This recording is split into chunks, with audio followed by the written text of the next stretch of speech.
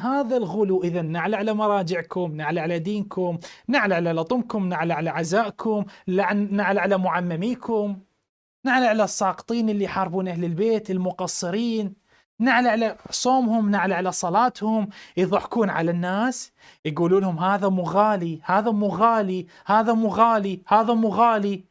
والغلو ليس أن تقول أن الإمام خالق أو رازق، الغلو أن تقول أن الإمام هو الله كالنصارى. كذبون، زنادقة، ناس ما عندها دين إخواني. لذلك هم منصدمين أنه أنا أطلع الحقائق اللي هم مو قادرين يطلعونها، ولا يعرفون يعدون هذه البحوث، لا هم ولا مراجعهم ولا الأكبر من عندهم، مو قادرين، جاي يواجهون صعوبة. كغلو النصارى فإني بريء من الغالين. الاحتجاج أيضا، وأيضا في تفسير العسكري رواية أخرى قال عليه السلام الإمام الرضا: من